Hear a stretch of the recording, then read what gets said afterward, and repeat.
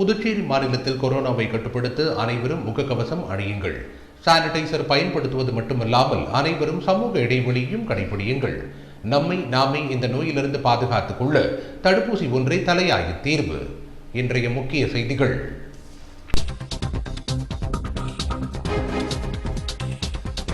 முதலமைச்சர் ரங்கசாமி பேசிய ஆடியோவை சமூக வலைதளங்களில் பரப்பிய நபரை முதலமைச்சர் வீட்டிலிருந்து சங்கர் என்பவர் மிரட்டல் விடுக்கும் ஆடியோ சமூக வலைதளங்களில் வைரலாகி பெரும் பரபரப்பு.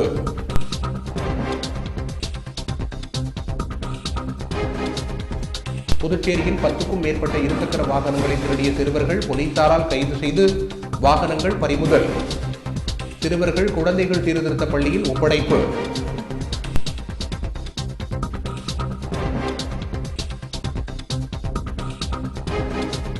புதுச்சேரி சட்டசபைக்குள் புகுந்த 5 அடி நீள சாரை பாம்பு. சபை காவலர்கள் ஊழியர்கள் அலறி அடித்து ஓடியதால் பெரும் பரபரப்பு.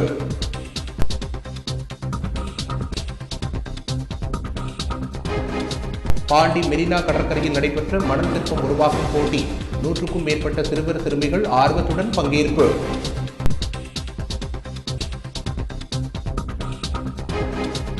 புதுச்சேரி மாநிலத்தில் கடந்த 24 மணி நேரத்தில் மொத்தம் 6 நபர்களுக்கு மட்டுமே கொரோனா நோய் தொற்று உறுதி.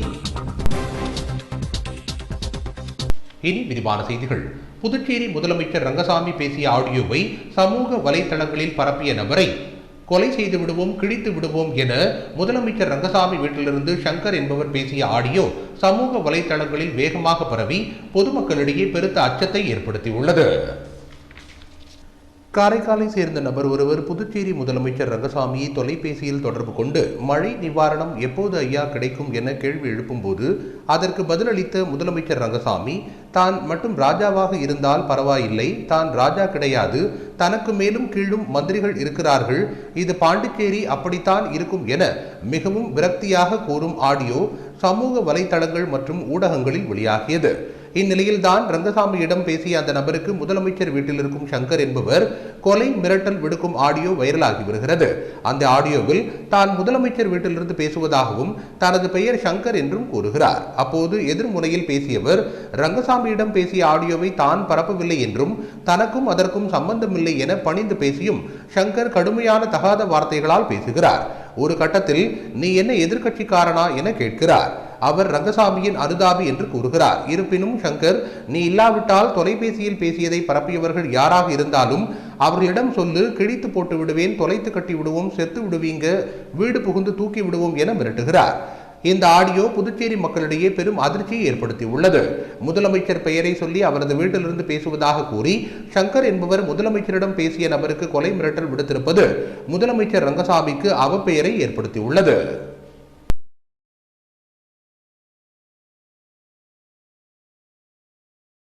இவங்க பாண்டிச்சேரியில இருந்து சங்கர் பேசுறோம் சார். நம்ம சீமெட்ல இருந்து தான் பேசுறோம். சரி, ஓகேண்ணா. நீங்க பண்ணிருந்தீங்களா காலு? இல்ல, இந்த நம்பர் நான் இது பண்ணலீங்கண்ணா. ஏன்னா இந்த நம்பர்ல சார் நீங்க சிஎம்க்கு நீங்க ஃபோன் பண்ணிருந்தீங்களா? இல்ல இல்ல, நான் பண்ணல. நீங்க தான் பண்ணி பேசணுதா ஒரு தகவல். அதாவது சிஎம் ஃபோன் அடிச்சு மழை நிவாரணம் ஒன்னும் வரல ஐயா அப்படின்னு நீங்க சொன்னதாகவும் அதுக்கு ஐயா பதில் செஞ்சுறாரு. அதை இணையதளத்துல நீங்க பகிர்ந்துறீங்க, தப்பு தானே? நான் பகிரல சார். அதெல்லாம் நான் பகிரல சார். ஏன் சார் என்ன எது இது பண்றீங்க? அதெல்லாம் நானும் பகிரல சார். ஏன்னா நம்பர் எல்லாமே இருக்குது. நாளைக்கு அது ஒரு இஷ்யூவா தான் ஆக போகுது, ஒன்னும் பிரச்சனை கிடையாது. இருந்தாலும் அந்த மாதிரி பண்றது தவறு. அவரு ஒரு எவ்வளவு எளிமையா இருக்கிறாரு.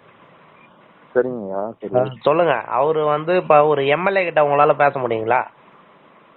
இல்ல, முடியாது. ஒரு மந்திரி போன் அடிச்சா எடுப்பாரா? ஒரு முதலமைச்சர், ஒரு மாநிலத்தோட முதலமைச்சர் எந்த ஸ்டேட்ல இருக்கிறாரு சொல்லுங்க. அதுல நீங்க ஒரு போன் அடிச்சு கேக்குறீங்க, அதுக்கு அவரோட வருத்தத்தை தெரிவிக்கிறாரோ ஆதங்கத்தை தெரிவிக்கிறாரோ அவர் உள்ள சூழ்நிலைய சொல்றாரு. அத நீங்க சமூக வலைத்தளத்துல பரவப்படுறது தெரிஞ்சுங்க சார். நிச்சயமா அதை சமூக வலைத்தளங்களை நான் அது வீடியோ எல்லாம் போட்டு அதெல்லாம் சத்தியமா நான் எதுவுமே பண்ணவே இல்லை. நீங்க பண்ணல. ஆனா அந்த ரெக்கார்டு எப்படி போச்சு வெளியே? ரெக்கார்ட் எல்லாம் போகல சார். என் ஃப்ரெண்டு ஒரு போன் வச்சிருக்காரு, அவரு ரிசர்வ் பண்ணி கேட்டுருப்பாருன்னு நினைக்கிறேன் சார். அதுதான் எனக்கு தெரியல. நேற்று காலையில இருந்து எனக்கு 2 பேர் போன் பண்ணி கேட்டாங்க என்ன. அது சத்தியமா நான் பண்ணல சார். நான் அவங்கள்ட்ட நார்மலா வந்து அவங்க சார் மேலேயும் தப்பு இல்லை, ஸ்வீட் சார் மேலே தப்பு. நானும் வந்து அவங்கள்ட்ட எதுவும் ஒரு ஒரு இதாக நீங்க தவறா அதை பேசல. அந்த ரெக்கார்டு என் கையிலயும் இருக்குது, புரியுதுங்களா? அந்த ரெக்கார்டு என் கையிலயும் இருக்குது. எவ்வளோடா காசு வாங்கினீங்க எதிர்கட்சியில? சத்தியமா இல்ல சார். நான் காசு வந்து ஒரு மக்களுக்கு எவ்வளவு போராட்டத்துக்கு மத்தியில ஒரு முதலமைச்சர் ஆகிறாரு, ஒரு எவ்வளவு மக்களுக்கு நல்லது பண்றாரு. மழை நிவாரணம் அறிவிச்சாரு, இலவச அரிசி போட்டாரு. எந்த திட்டத்தை நிறைவேற்றினாங்க போன ஆட்சியில? இப்படி பண்ணா அவரு மனசு உடைஞ்சிரமா இல்லையா சொல்லு? அவரோட ஆரோக்கியம் என்ன நிலைமையில இருக்குன்னு தெரியுமா உனக்கு? ஆமா தெரியும் சார். நான் உங்கள்கிட்ட தப்பா நல்லா இருக்கீங்களா சார் இது மாதிரி கேட்டுதான் சார் கேட்டேன். நீ கேட்டது தப்பு கிடையாது, அத சமூக வலைத்தள பரப்புறது தப்பு. அது வந்து நான் செய்யல சார். நீ எவன் செஞ்சானா அவன்டையும் சொல்லு. சரிங்க சார். ஓகே. ஓத்தா செத்து போயிடுவீங்க அதோட. சரி சார். சாரி சார், மன்னிச்சுங்க சார். புறம்போக்குங்களா?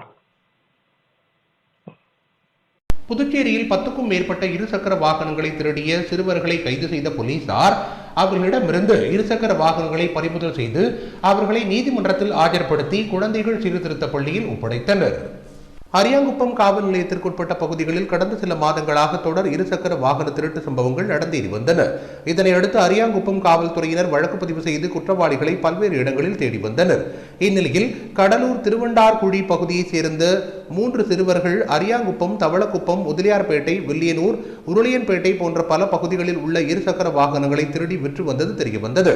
இதனை அறிந்த அரியாங்குப்பம் காவல் நிலைய ஆய்வாளர் முத்துக்குமார் உத்தரவின் பேரில் உதவி ஆய்வாளர் ரமேஷ் மற்றும் குற்ற தடுப்பு பிரிவு காவலர்கள் குற்ற செயல்களில் ஈடுபட்டு வந்த சிறுவர்களை பிடிப்பதற்காக கடந்த சில தினங்களாக தீவிர தேடுதல் பணியில் ஈடுபட்டிருந்தனர். அப்பொழுது அவர்கள் கடலூர் ஆற்று பகுதியில் பதுங்கி இருப்பதை அறிந்து விரைந்து சென்று ஆபத்தான நிலையில் அவர்களை மடக்கி பிடித்தனர். அவர்களிடம் நடத்திய விசாரணையில் மூவரும் சேர்ந்து பல்வேறு இடங்களில் இருசக்கர வாகனங்களை திருடியதை ஒப்புக்கொண்டனர். இதனையடுத்து அவர்களிடமிருந்து 10க்கும் மேற்பட்ட இருசக்கர வாகனங்களை பல்வேறு இடங்களிலிருந்து போலீசார் பறிமுதல் செய்து அவர்கள் மீது வழக்கு பதிவு செய்து நீதிமன்றத்தில் ஆஜர் செய்து சிறுவர் சீர்திருத்த பள்ளியில் ஒப்படைத்தனர்.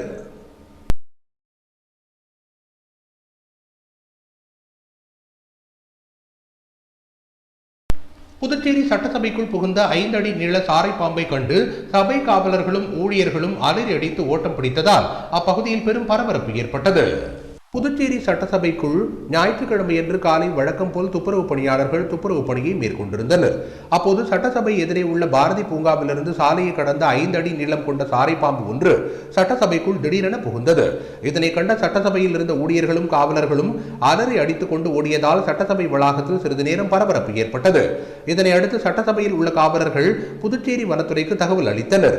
அதன் அடிப்படையில் வனத்துறை ஊழியர்கள் கோபி மற்றும் சக்திவேல் ஆகியோர் சட்டசபைக்கு விரைந்து வந்து சட்டசபையில் புகுந்த 5 அடி நீள சாரை பாம்பை பிடிக்க முயன்றனர்.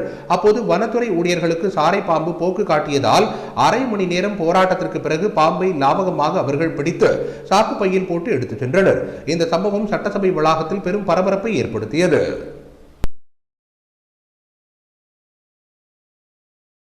பாண்டி மெரினா கடற்கரையில் நடைபெற்ற மணல் சிற்பம் உருவாக்கும் போட்டியில் 100க்கும் மேற்பட்ட மாணவ மாணவிகள் ஆர்வத்துடன் கலந்து கொண்டு தங்கள் எண்ணத்தில் தோன்றிய மணல் சிற்பங்களை உருவாக்கினர்.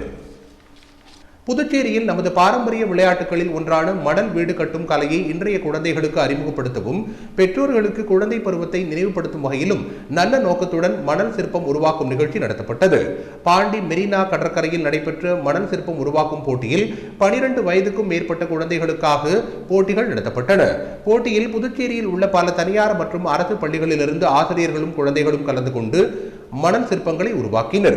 காலை பொழுதில் கடற்கரை அழகில் கலகலப்பாக தொடங்கிய இந்த போட்டியில் 120க்கும் மேற்பட்ட மாணவர்கள் கலந்து கொண்டு தங்களுக்கு தோன்றிய எண்ணங்களில் பல்வேறு மணல் சிற்பங்களை உருவாக்கினர். இதில் தாஜ்மஹால், செயின்ட் ஜார்ஜ் கோட்டை, புதுச்சேரி சட்டசபை வளாகம், டெல்லி செங்கோட்டை, அழகிய கார்கள், மீன்கள், சிவன் உருவங்கள், கோவில்கள் உள்ளிட்ட தலைவர்களின் உருவங்கள் என பல வகையான மணல் சிற்பங்களை பள்ளி மாணவ மாணவிகள் உருவாக்கியிருந்தனர். இதனை புதுச்சேரி மற்றும் ஏராளமான பகுதிகளிலிருந்து வந்த பொதுமக்கள் மற்றும் சுற்றுலா பயணிகள் கண்டுகளித்தனர்.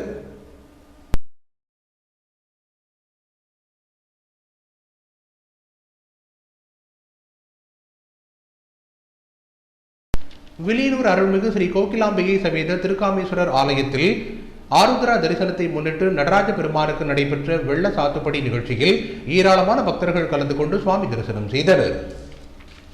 வில்லியனூர் அருள்மிகு ஸ்ரீ கோகிலாம்பிகை சமேத திருக்காமேஸ்வரர் ஆலயத்தின் மார்கழி மாத 5ஆம் நாள் ஆருத்ரா தரிசனத்தை முன்னிட்டு ஸ்ரீ சிவகாமி அம்பிகா சமேத ஸ்ரீ நடராஜ பெருமானுக்கு வெள்ள சாத்துப்படி உற்சவமானது நடைபெற்றது. அதனைத் தொடர்ந்து சுவாமிக்கு மகா தீபாராதனை காண்பிக்கப்பட்டது. இதில் நடராஜ பெருமானுக்கும் சிவகாமி அம்மனுக்கும் வெள்ளை மலர்களால் அலங்காரம் செய்யப்பட்டு மகா தீபாராதனை காண்பிக்கப்பட்டது.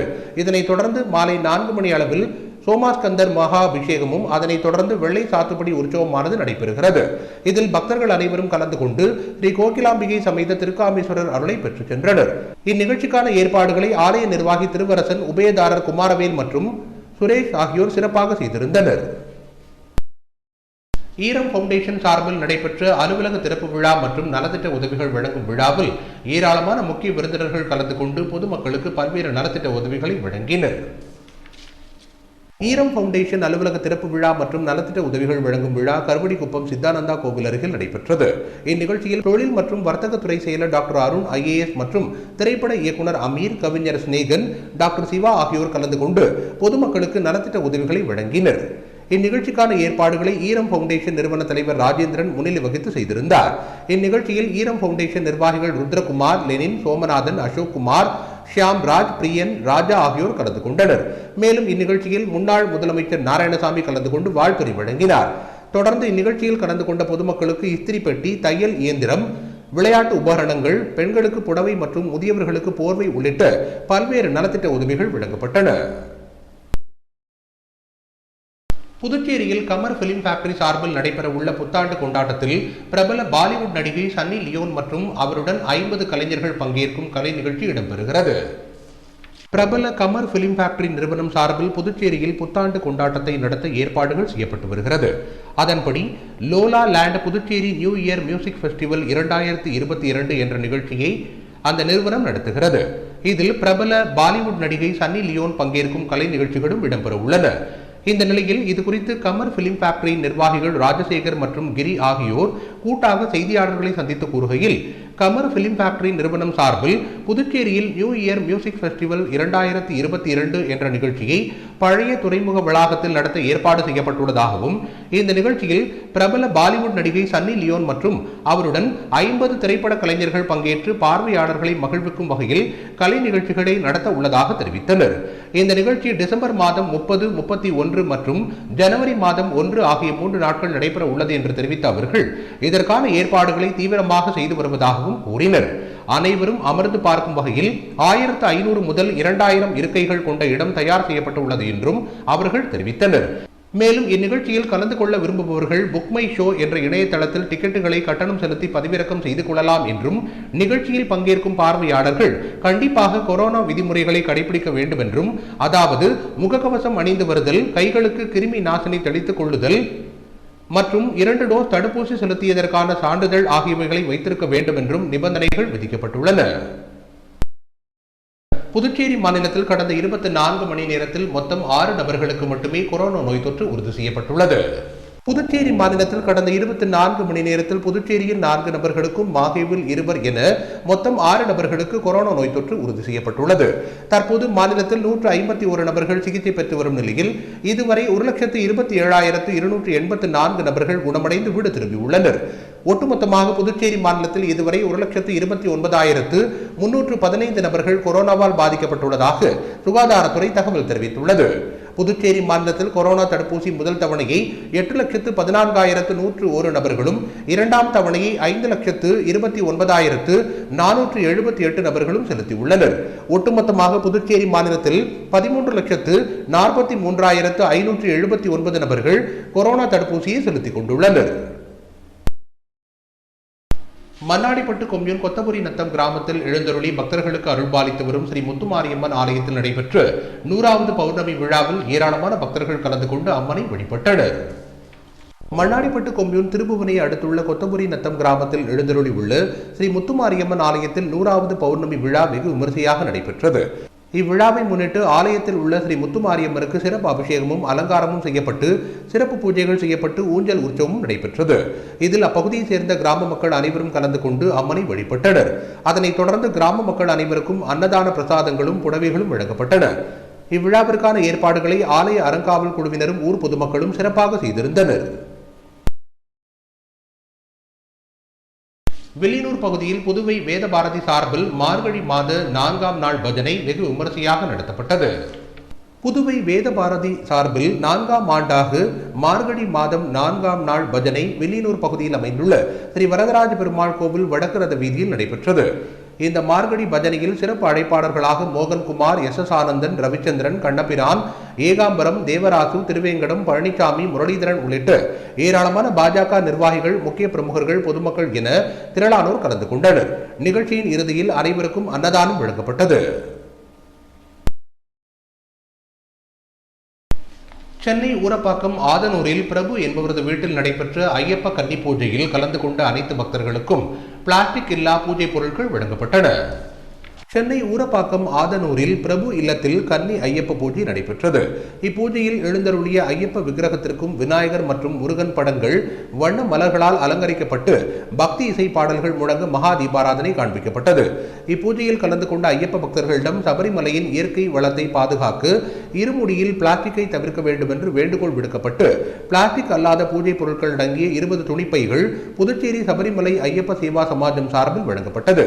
இந்நிகழ்ச்சியில் இந்த அமைப்பின் புதுச்சேரி மாநில செயல் தலைவர் வெங்கடேசன், செயலாளர் தட்சிணாமூர்த்தி, துணை செயலாளர் வீரமணி, வில்லியனூர் மாவட்ட தலைவர் சுப்புராயன், உறுப்பினர்கள் நாகராஜ், புகைப்பட கலைஞர் சுப்புராயன் மற்றும் ஐயப்ப பக்தர்கள், ஆன்மீக அன்பர்கள் பலர் கலந்து கொண்டனர். நிறைவாக அனைவருக்கும் அன்னதானம் வழங்கப்பட்டது. முத்தியால்பேட்டை தொகுதியில் பொதுமக்களுக்கு 2022ஆம் ஆண்டுக்கான தினசரி கேலண்டரை அதிமுக முன்னாள் சட்டமன்ற உறுப்பினர் வையாபுரி மணிகண்டன் வழங்கினார். முத்தியால்பேட்டை தொகுதியில் ஆண்டுதோறும் அதிமுக சார்பில் தினசரி கேலண்டர் வழங்கப்பட்டு வருகிறது. அந்த வகையில் இந்த ஆண்டு தொகுதிக்குட்பட்ட சோலை நகர் ஸ்ரீ பொன்னுமாரியம்மன் ஆலயத்தில் அதிமுக கிழக்கு மாநில தேர்தல் பிரிவு செயலாளரும் முன்னாள் சட்டமன்ற உறுப்பினருமான வையாபுரி மணிகண்டன் தலைமையில் சிறப்பு பூஜை நடத்தப்பட்டது. அதனைத் தொடர்ந்து முதற்கட்டமாக சோலை நகர் பகுதியில் முழுவதும் வீடு வீடாக சென்று முன்னாள் சட்டமன்ற உறுப்பினர் வையாபுரி மணிகண்டன் பொதுமக்களுக்கு தினசரி கேலண்டர்களை வழங்கினார். இந்நிகழ்ச்சியில் தொகுதி நிர்வாகிகள், மாநில நிர்வாகிகள் உட்பட பலர் கலந்து கொண்டனர். மீண்டும் இன்றைய முக்கிய செய்திகள்.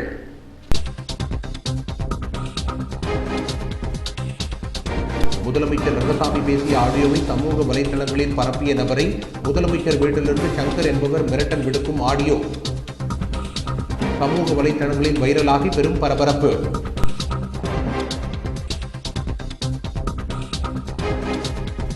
புதுச்சேரியில் 10க்கும் மேற்பட்ட இருசக்கர வாகனங்களை திருடிய சிறுவர்கள் போலீசாரால் கைது செய்து வாகனங்கள் பறிமுதல். சிறுவர்கள் குழந்தைகள் சீர்திருத்த பள்ளியில் ஒப்படைப்பு.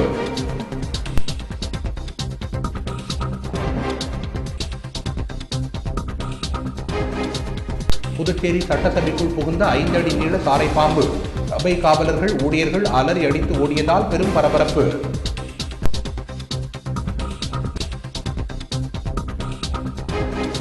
பாண்டி மெரினா கடற்கரையில் நடைபெற்ற மணல் சிற்பம் உருவாக்கும் போட்டி. 100க்கும் மேற்பட்ட சிறுவர் சிறுமிகள் ஆர்வத்துடன் பங்கேற்பு.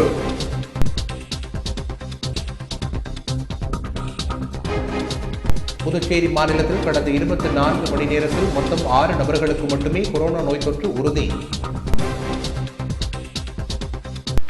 இத்துடன் செய்திகள் நிறைவடைந்தன. வணக்கம்.